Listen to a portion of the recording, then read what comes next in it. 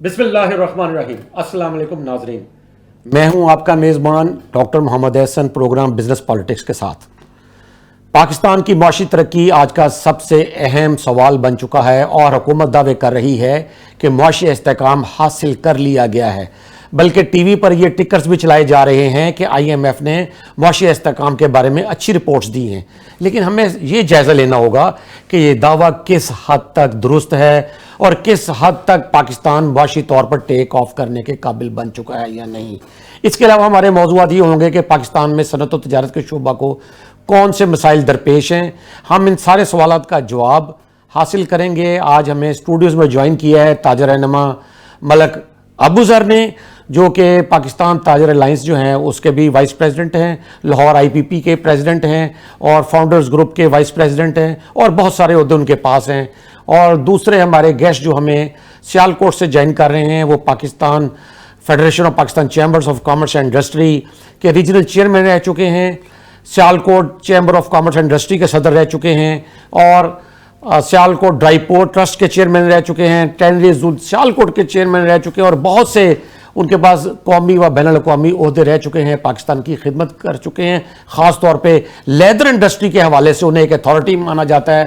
شیخ عبدالوحید سندل صاحب ہمیں اسٹوڈیو میں جوائن کر چکے ہیں، ہم انہیں بھی ویلکم کرتے ہیں، اور میں اپنی گفتگو کا آغاز جو ہے وہ شیخ عبدالوحید سندل صاحب سے ہی کروں گا، اور ان سے میں یہ سوال پوچھتا ہوں کہ آپ یہ بتائیے کہ آج جو حکومت دعوے کر رہی ہے کہ پاکستان کی معیشت ٹیک آف کرنے کو ہے اور پاکستان نے معاشی استحکام حاصل کر لیا ہے، یہ کس حد تک درست ہے؟ اور مختصراً یہ بھی بتائیے گا کہ جو چمڑے کی صنعت ہے پاکستان میں، کیا وہ کوئی ڈکلائن کا شکار ہے یا وہ کوئی جو ہے نا ایسے مسائل آ گئے ہیں جس کی وجہ سے وہ برآمدات میں اس کی کمی آ رہی ہے؟ جی شیخ عبدالوحید سندل صاحب۔ بہت بہت شکریہ ڈاکٹر صاحب، آپ کا بہت بہت شکریہ، آپ نے مجھے قابل سمجھا کہ آپ کو کچھ بتا تو گزارش کیا کہ جی شیخ عبدالوحید سندل صاحب یہ بتائیے گا کہ کیا حکومت پاکستان جو دعویٰ کر رہی ہے کہ معاشی اشاریے بہتر ہو رہے ہیں اور معاشی استحکام حاصل ہو رہا ہے، اور آئی ایم ایف کی رپورٹ بھی کہہ رہی ہے کہ پاکستان نے معاشی استحکام کے لیے اقدامات اٹھائے ہیں، کیا آپ اس سے مطمئن ہیں؟ اور آپ چمڑے کی صنعت کے حوالے سے بھی بتائیے کہ کیا اس کی برآمدات میں کمی آئی ہے؟ کیا اتنی بڑی برآمداتی صنعت جو ہے اب زوال کا شکار ہے؟ کچھ اس کے حوالے سے ضرور بتائیے ہمیں۔ جی شیخ صاحب۔ جی بہت بہت شکریہ ڈاکٹر صاحب، میں عرض کروں کہ لیدر کی انڈسٹری جو ہے سیالکوٹ میں کچھ تقریباً 2000 سال پرانی ہے، اور انگریز کے زمانے میں یہاں پہ ہارس سیڈلز بنتی رہی ہیں۔ ہارس سیڈلز کی شکل میں ہی وہ جو ہارس سیڈل بناتے تھے شیخ فضل رائی صاحب، انہوں نے سب سے پہلا فٹ بال بنایا 1888 میں یا 89 میں، اور اس طرح چمڑے کی صنعت جو ہے وہ سیالکوٹ کا دن بہ دن گرو کر رہی ہے۔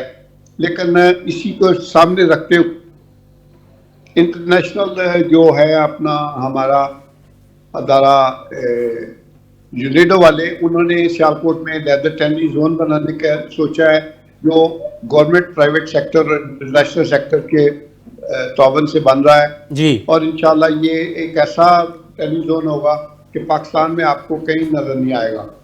باقی دوسرا پہلا سوال آپ تھا کہ کیا گروتھ پاکستان کی اکنامک گروتھ بڑھ رہی ہے یا نہیں بڑھ رہی، تو اس بارے میں گزارش کروں کہ آپ کے سامنے روزانہ فگرز آتی ہیں، میں بھی دیکھتا رہتا ہوں کہ سونے کا کیا بھاؤ ہے اور ہماری کرنسی کا کیا بھاؤ چل رہا ہے۔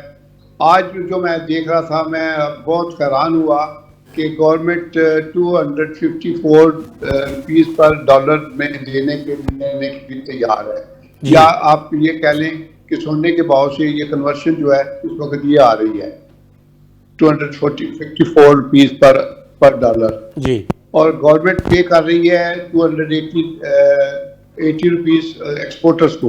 وہ کیوں پے کر رہے ہیں؟ تاکہ جو ہوم ریمیٹنس والے لوگ ہیں وہ ریگولر پے کرتے رہیں اور اپنی ترسیلات جو ہیں وہ ریگولر اپنے گھروں میں پہنچاتے رہیں، تاکہ ان کو زیادہ پیسے ملیں، اور وہ اسی طرح گورنمنٹ کو ٹیکس بھی زیادہ ملے گا۔ نہیں لیکن برآمدات میں اضافہ تو نہیں ہوا نا یہ سندل صاحب، یہ اقدام تو اچھا ہے۔ نہیں، برآمدات میں اضافے کے لیے تو گورنمنٹ کچھ بھی نہیں کر رہی۔ میں تو یہ کہوں گا کہ اس کے لیے تو ہم نے ایک پالیسی دی تھی when I was vice president at Lahore, تو میں نے ایکسپورٹ پروموشن بیورو کو یہ کہا تھا کہ آپ جتنے پیسے پے کرتے ہیں وہ 60% پے کرتے تھے ایکسپورٹرز کو. میں نے کہا جی آپ 60% شاہپور چیمبر کو دے دیں, ہم خود ہی ایگزیبیشن لگائیں گے, خود ہی ہم سب کچھ کریں گے, لیکن وہ نہیں مانے. اچھا لیکن شیخ صاحب یہ بھی تاثر ابھر رہا ہے کہ سیالکوٹ چیمبر اور سیالکوٹ کی جو صنعتی تھیں اور تجارتی حلقے تھے وہ بھی کچھ اب سنا ہے کہ اس پوری شد و مت سے وہ ترقی نہیں پا رہے, کوئی ایسی بات ہے؟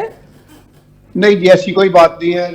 سیالکوٹ کے میرا حال ہے جتنے محنتی سیالکوٹ کے لوگ ہیں شاید ہی پاکستان کی کسی شہر کے ہوں, کیونکہ یہاں پہ جتنی بھی پروڈکٹ بنتی ہیں وہ 100% ویلیو ایڈیڈ بنتی ہیں. را مٹیریل امپورٹ کرتے ہیں ہم, را مٹیریل امپورٹ کر کے اس کو ہم ویلیو ایڈیڈ بناتے ہیں اور پھر ایکسپورٹ کرتے ہیں, اور اس لحاظ سے سیالکوٹ کی ایکسپورٹ دنیا میں اس وقت نمبر 1 ہے. اچھا ٹھیک ہے, لیکن یہ کہیں کہ جو فٹ بال ہے کیا اس میں ہماری سبقت دنیا میں برقرار ہے ابھی بھی, یا چائنا آگے نکل گیا اس میں؟ نہیں جی نہیں نکل سکتا. اس وقت وہ فارورڈ سپورٹس والے بہت محنت کر رہے ہیں. انہوں نے 2028 کا سعودی عربیہ کا بھی کانٹریکٹ لے لیا ہے. گڈ. بلکہ پچھلے دنوں سعودی عربیہ کا ایک ڈیلیگیشن آیا ہوا تھا, انہوں نے کہا جی آپ جو 2028 کا ورلڈ کپ ہے اس میں made in Saudi Arabia football پہ لکھا ہونا چاہیے, تو اس کے لیے آپ فیکٹری لگائیں.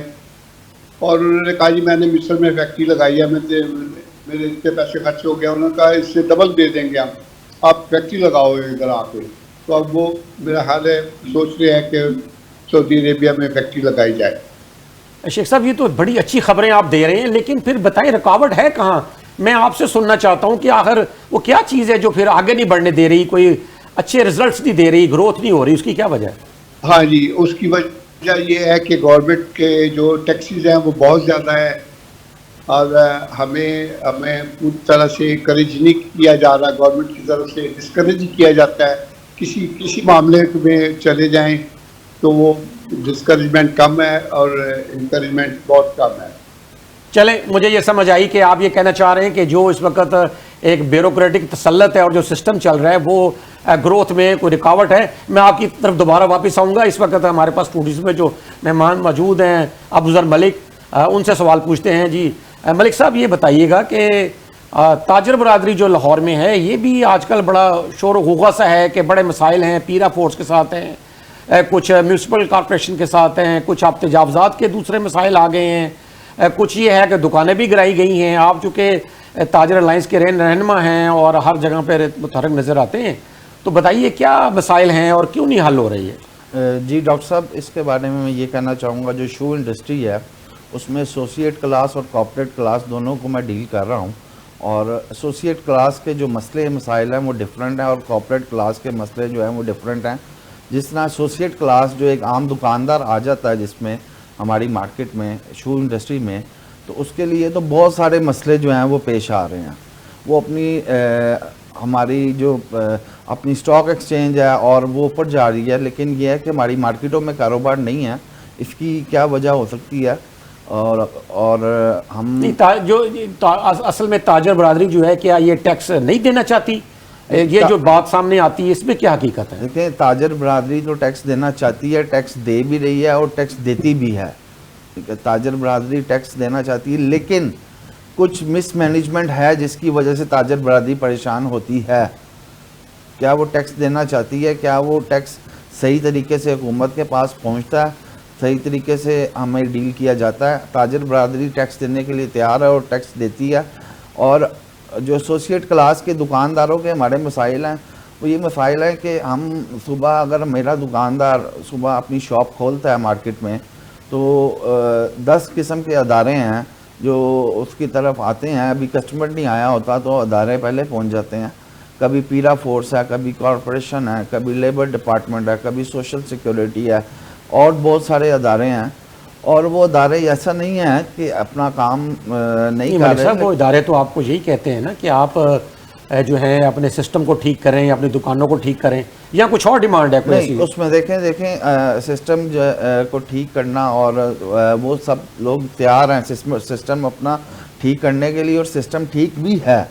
لیکن یہ لوگ ٹیکس بھی دینا چاہتے ہیں اور ٹیکس دے بھی رہے ہیں, لیکن پھر بھی ہماری مس مینجمنٹ ہے حکومت کی طرف سے جو ہمارے اچھا یہ بتائیں کہ جو تجارت ہے آپ کی، آپ اس میں تجربہ رکھتے ہیں، آپ یہ ایک دل کی گہرائی سے بتائیے گا کہ کیا تجارت بڑھ رہی ہے یا کم ہو رہی ہے، یعنی کاروبار چل رہا ہے یا کاروبار کی رفتار کم ہوئی ہے؟ دیکھیں اگر اس کو شو انڈسٹری میں دیکھا جائے جو کہ ایک سب سے بڑی لاہور کی انڈسٹری ہے شو انڈسٹری، جس طرح ٹیکسٹائل کی فیصل آباد میں ہے، تو شو انڈسٹری میں تو فی الحال سلمپ ہے، ٹھیک ہے، اور سلمپ ہے اور کافی زیادہ سلمپ ہے، اور اس کی وجہ جو ہے وہ آپ بہتر جانتے ہیں ڈاکٹر صاحب کیا وجہ ہے، لیکن اس ٹائم کاروباری جو طبقہ ہے، انڈسٹریلسٹ ہے، چھوٹا انڈسٹریلسٹ ہے، اسمال انڈسٹری والا بندہ ہے، وہ سارے پریشان ہیں اس ٹائم۔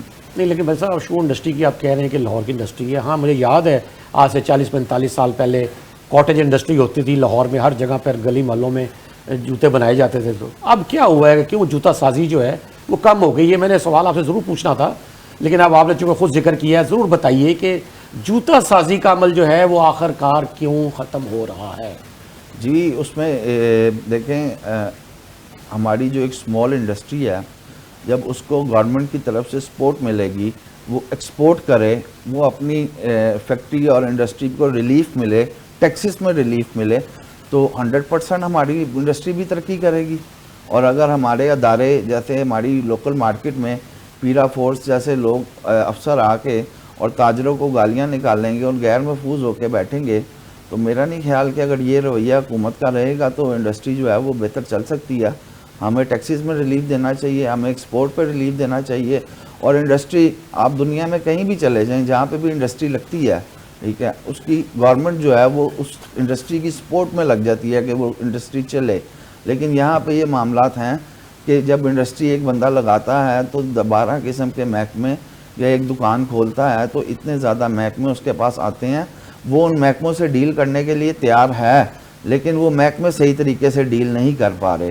اور نہیں لیکن کیا آپ نے یہ چیمبر کی سطح پر یا فیڈریشن کی سطح پر یا جو بھی آپ کے پلیٹ فارم جی اس میں یہ ہے کہ چیمبر کی سطح پر ابھی ہمارا جو انڈسٹریل زون ہے سگیاں میں، اس میں ہمارا لائٹ کا بہت زیادہ ایشو تھا کہ انڈسٹریل اس میں ہمارا فیڈر ہے، انڈسٹریل زون ہے، لیکن اس میں لائٹ کا اتنا زیادہ پرابلم تھا، وہ چیمبر کے ذریعے ہم نے اپنا معاملہ جو ہے وہ ریزالو کروایا، اور چیمبر کے ذریعے ہم آواز اٹھاتے بھی ہیں، جو معاملات حل ہو سکتے ہیں پوری کوشش کرتے ہیں چیمبر کے ذریعے کروانے کی۔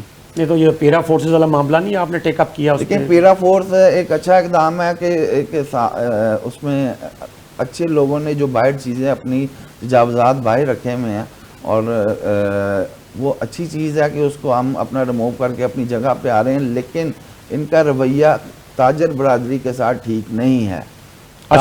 تاجر برادری کو گالیاں نکالنی، تاجر برادری کو دکانیں بند کرنی، انہیں اپنی شاپ سے نکال کے گرفتار کرنا، یہ چیزیں جو ہیں وہ قابل مذمت ہیں، اور باقی ان کے اقدامات ٹھیک ہیں۔ نہیں لیکن کیا آپ اپنی کمیٹیز وغیرہ کی سطح پر اس کو ہینڈل کرتے ہیں، ان کو سمجھاتے ہیں تاجروں کو کہ وہ اپنے دکانوں کے باہر جو ہے وہ نہ اپنا مال اسباب رکھیں، دکانوں کے اندر رکھیں؟ یہ بات تو ٹھیک ہے، پوری دنیا میں ایسے ہوتا ہے، پوری دنیا میں ایسے ہوتا ہے، اور الحمدللہ ہم نے اپنی جو ہمارے اے سی ہیں ان سے ہم نے ٹائم لیا تھا 1 ویک کا، تو ہم تقریباً 2000 شاپس ہیں انڈسٹریل اور کارپوریٹ کی بھی اور ایسوسیٹ کی بھی، تو ہم نے 1 ہفتے کے ٹائم میں پوری انڈسٹری مارکیٹ جو ہے وہ ان کے رولز اینڈ ریگولیشنز کے مطابق کر لی۔ لیکن اس کے باوجود بھی ایک بلیک میلنگ اور ایک بدتمیزی کا جس میں ڈاکٹر صاحب آپ کو شاید پتہ ہو کہ 1-2 افسروں کے خلاف تو لاہور میں کافی زیادہ احتجاج بھی ہوئے ہیں۔ تو بدتمیزی کا ایک تاجر جو ہے وہ اس چیز سے ہوتا ہے کہ میں اپنی شاپ پہ بیٹھا ہوں، اپنے کاروبار میں بیٹھا ہوں، اپنی انڈسٹری میں بیٹھا ہوں، اور مجھے کوئی آ کے گرفتار کر کے لے جائے ایسے، تو وہ تو کاروباری اس کا معیار ختم ہو جائے گا اپنی مارکیٹ میں، اگر وہ گرفتار ہوتا ہے اور اس طرح کے معاملات ہیں، اور گرفتار بھی ہو اگر وہ ڈیفالٹ ہے تو گرفتار ہو، ٹھیک ہے، اس میں کوئی اعتراض نہیں ہے، لیکن اگر اس کا فالٹ نہیں ہے اور پھر بھی بدتمیزی برداشت کر رہا ہے تو وہ قابل مذمت۔ جی ٹھیک ہے۔ جی شیخ عبدالوحید سندل صاحب، یہ بتائیے گا کہ آپ چونکہ ڈرائی پورٹ ٹرسٹ سیالکوٹ کے بھی چیئرمین رہے ہیں، تو کچھ ہمارے ناظرین کو بتائیں کہ ڈرائی پورٹ سیالکوٹ جو ہے اس کا کیا رول ہے، اور وہاں کون کون سی مسائل تھے اور کیسے آپ نے اس کو بہتر کرنے کی کوشش کی، اور برآمدات کے حوالے سے اس کا کیا رول ہے، اور سیالکوٹ کی جو صنعتیں ہیں ان کو کتنا فائدہ پہنچ رہا ہے سیالکوٹ ڈرائی پورٹ ٹرسٹ سے؟ ایکچولی ایسے ہے کہ سیالکوٹ ڈرائی پورٹ 1958 پہ بنائی گئی، اور اس کا مقصد یہی تھا بنانے کا کہ جو ہمیں ہماری جو ایکسپورٹ ہوتی ہے وہ کراچی سے جا کے کیوں میں لگ جاتی ہے کہ ان کا دل چاہے تو وہ لوڈ کرتے ہیں, دل چاہے تو وہ لوڈ نہیں کرتے تھے شپنگ لائنز والے. ٹھیک ہے. لیکن اب ایسے ہے کہ سیالکوٹ سے کنٹینر جاتا ہے اور کنٹینر نامینیٹ ہوتا ہے کہ فلاں شپ پہ چلے گا اور وہ شپ کو اس کا انتظار کر رہا ہوتا ہے. اور جو ایکسپورٹرز ہیں ان کی ایکسپورٹ بڑی ہے, اس وجہ سے سیالکوٹ ڈرائی پورٹ کا رول بہت اہم ہے اور دن رات وہ محنت کر رہے ہیں. انہوں نے سیالکوٹ ڈرائی پورٹ کی مثال میں آپ کو دوں کہ جب ہمارے منسٹر تھے, ایک ٹریڈ منسٹر تھے مشرف کے زمانے میں, تو انہوں نے ڈرائی پورٹ آ کے دیکھی تو ان کے پاس گئے فیصلہ اپنا مظفر آباد والے, انہوں نے کہا ڈرائی پورٹ بناؤں گا لیکن اس شکل میں سرٹیفکیٹ دوں گا کہ آپ سیالکوٹ لیول کے اوپر اپنا ڈرائی پورٹ بنائیں. اچھا. تو الحمدللہ ہماری ڈرائی پورٹ کو دیکھ کے فیصل آباد میں, ملتان میں انہوں نے کاپی کیا ہم کو, لیکن انفارچونیٹلی وہ اس سے فائدہ نہیں اٹھا سکے جتنا فائدہ سیالکوٹ اٹھا رہا ہے. اب ٹیکسیز کی بات کرتے ہیں تو آپ نے ابھی ملک صاحب نے فرمایا کہ ٹیکسیز بہت زیادہ ہیں. میں سوشل سیکورٹی کی بات کرتا ہوں کہ 28 سے جو امینڈمنٹ ہے اس میں انہوں نے کیا ہے کہ یہ جو ہے اپنا ورکرز ویلفیئر فنڈ وہ انکم ٹیکس والے اسیس کرتے تھے, پہلے 5% دیتے تھے جی. اب ان کی مرضی تھی کہ وہ جتنا پروفٹ بنایا اس حساب سے 5% کا بل بنا کے بھیج دیا, تو exporter was bound to pay that منی.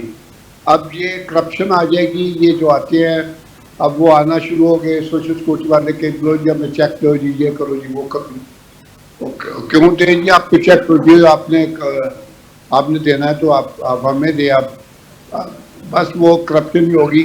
ان کو کہیں گے ہمارا پروفٹ ہی نہیں اتنا, ہمارا پروفٹ کم ہے, پھر کیا کریں گے. نہیں لیکن یہ بڑی عجیب سی صورتحال آپ بتا رہے ہیں کہ کیا سیالکوٹ چیمبر جو ہے اس کے جو صدر ہے, نائب صدر وغیرہ, یا جو اس کے اس وقت جو رولنگ اس کے لوگ ہیں, کیا اس اہم موضوع پر وہ بات چیت نہیں کر رہے ہو کام کے ساتھ؟ یہ تو فیزیبل نہیں ہے کہ آپ کا کاروبار کیسے چلے گا پھر؟ اب دیکھیں کہ 28 امینڈمنٹ پاس ہو گئی, سینٹ نے پاس کر دی, اسمبلی نے پاس کر دیا, اب لوگ کیا کر سکیں گے, وہ تو قانون بن گیا. جی لیکن آپ کو آن بورڈ لیے بغیر قانون بنا نا, پھر یہ تو آپ کے لیے فزیکلی تو یہ ممکن نہیں رہا. آپ کے پاس منافع ہے یا نہیں ہے, آپ نے پیسے کٹوانا ہے. آپ کو یاد ہوگا کہ فیڈریشن کا ہمیشہ ہی یہ رہا ہے کہ بزنس مین کو آن بورڈ لیا جائے تاکہ ان کو پتہ چلے کہ نئے قانون کیا بن رہے ہیں اور کیا بنائے جا رہے ہیں, تاکہ لوگوں کے ایکسپورٹرز کو, اسپیشلی ایکسپورٹرز کو پتہ ہونا چاہیے کہ کیا ہو رہا ہے ملک میں اور کیا نہیں ہو رہا.